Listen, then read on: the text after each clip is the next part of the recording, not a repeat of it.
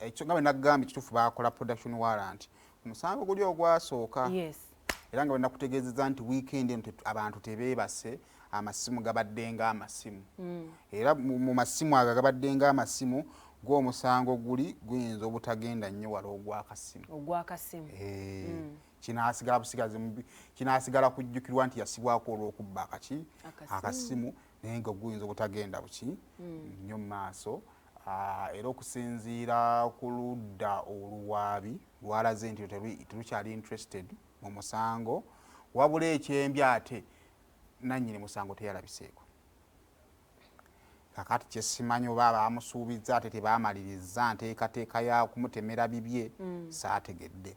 naye kakati era baali balina omusomero omusango guno ogw'ebyensambya assault okulumya abantu n'ebifaanaganako bwe bityo babeera application yakoleddwa naye neemummibwa kakati agenda kudda ku lwokuna olwa wiiki eno ku nsonga y'ebya assault naye ate guli ogulaga nti ogw'essimu gwo ne bagwongerayo ku lunaku lwagwo olutuufu kati simanyi bwe bagenda kukikola. So in case he's granted bail on Thursday, anti alina emisango ebiri gyonna ginafuna beyiro. In case he's granted bail on Thursday, singa tebaddamu ku appearinga mu kooti ne kiri. Anti bwe kati olunaku bazaawudde emisango ebiri bimusango agwa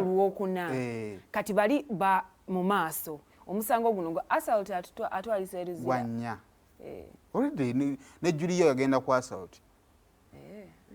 naye ekyenjawulo y'engeri gye yaggibwawo however nze mu ndowooza zange nakitegedde bwe yamaze kuba ekisooka omulamuzi yadde alina kusooka musango gwe kubanga yabadde alina numbers ku kooti okusobola okukendeeza ku bbugumu baali balina okusooka owulira omusango gwe naye nga tusobola kumuzza mu kaduukulu kuba alina right okubuuza ku bantu oba ntegera bulungi kaakati ndowooza bo ne beeteekateeka ne bagamba nti we tumujja wano tumugjeyo bujja era kakati ekyayambeko nti abantu abasinga babadde bali bweru wa premises za kooti kakati tebaategedde kyadde kigenda mu maaso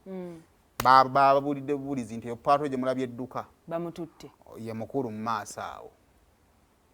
soko twekyadde ku kooti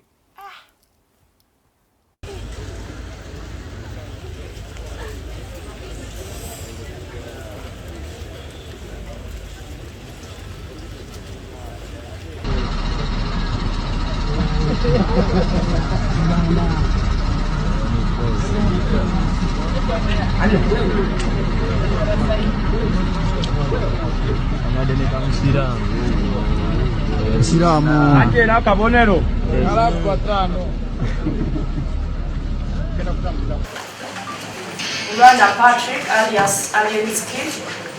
n'emyaka 3 oli Muganda oli muyimbi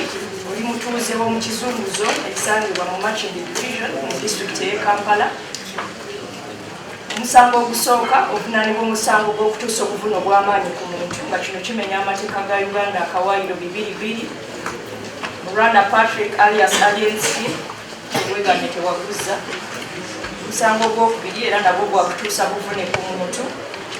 Rwanda Patrick Mugabi Julius n'abalala ennaku z'omwezi 19 omwezi gwe-11 omwaka 2024 ku ddwaliro lya St Francis Esambya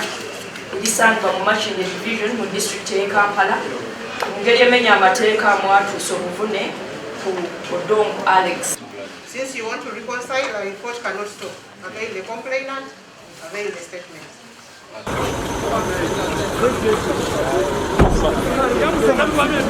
Let's move. Alien.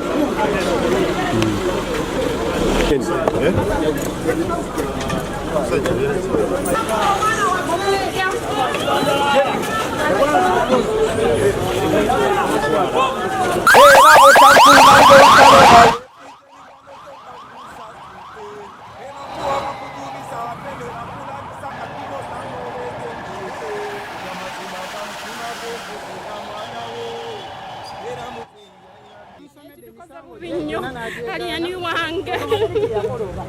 mama guma tuletu kuma bane mwanyina za mtade kulimani mukama katonda ow'ekisa saasira lwanakomawo awangude nasuze nsoba ku ssaawa 9 ogw'ekiro nga manyi mwanyinaze enzira naye eka kojja abaana bange agenze ku limandi mukama ow'ekisa ow'ekitiibwa tewali atasobya bw'aba yasobya alien musonyiwe